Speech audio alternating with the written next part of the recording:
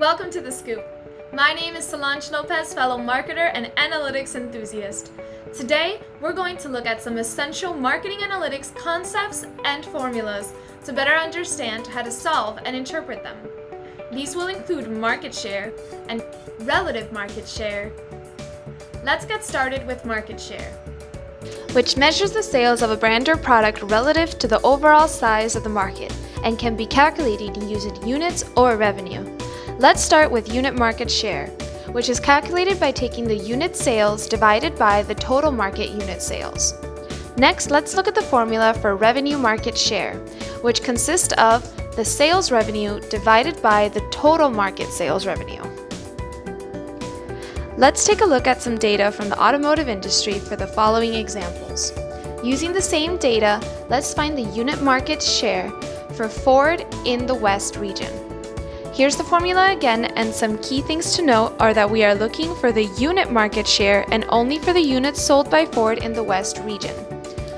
So let's take the unit sales of Ford in the West of 625 divided by the total market unit sales of 2,500 in the West region. Calculate that, and that leaves us with 0.25 or 25% of the market share. Next, let's use the same data to find the revenue market share. In this example, what is Nissan's revenue market share? Here's the formula again, and some key things to note are that we're looking for the revenue market share and for Nissan this time. So we'll only look at the total revenue column. Knowing that, let's take the $15,000 in sales revenue from Nissan and divide that by the total market sales revenue of $125,000. Calculate that, and that leaves us with 0.12 or 12% of the revenue market share.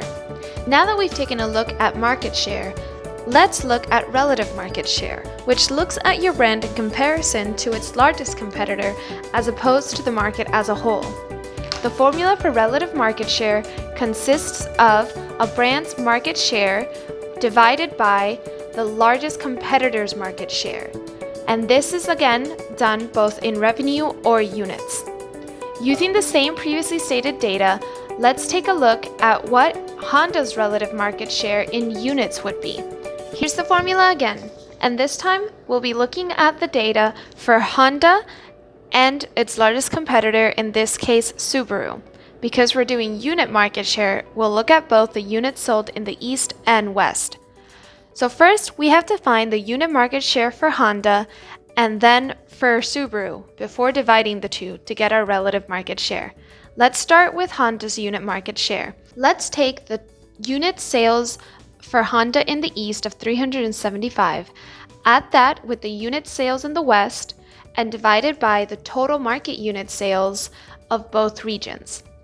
That leaves you with 375 divided by 5,000, which gives you a unit market share of 0.07 or 7.5%. We then do the same steps for Subaru's unit market share, consisting of taking the 875 units sold in both the East and West region and dividing it by again the total market unit sales of 5,000. This leaves us with 0.35 or 35% of the market share. Then let's divide the 0.075 by the 0.35, which leaves us with a relative market share of 0.21 or 21%. And that's it. Market share and relative market share. Well, that's all I have for you today. Thank you so much for joining me, and I hope you found this video helpful. Let me know in the comments below what other marketing analytic concepts and formulas you want to see broken down this way.